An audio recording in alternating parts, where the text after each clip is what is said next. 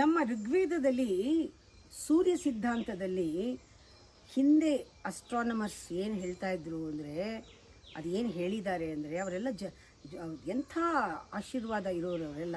ಅವ್ರೇನು ಹೇಳಿದರೆ, ಸೂರ್ಯ ಎಲ್ಲ ದಿಕ್ಕಲ್ಲೂ ಇದ್ದಾನೆ ಅಂತ. ಸರ್ವದಿಶ ಎಲ್ಲ ದಿಕ್ಕಲ್ಲೂ ಸೂರ್ಯ ಇದ್ದಾನೆ, ಒಂದೇ ಸೂರ್ಯ ಇಲ್ಲ. ನಮ್ಮ ರಾತ್ರಿ ಕಾಣಿಸ್ತಾ ಇರೋ ನಕ್ಷತ್ರಗಳೆಲ್ಲವೂ ಕೂಡ ಸೂರ್ಯನೇ.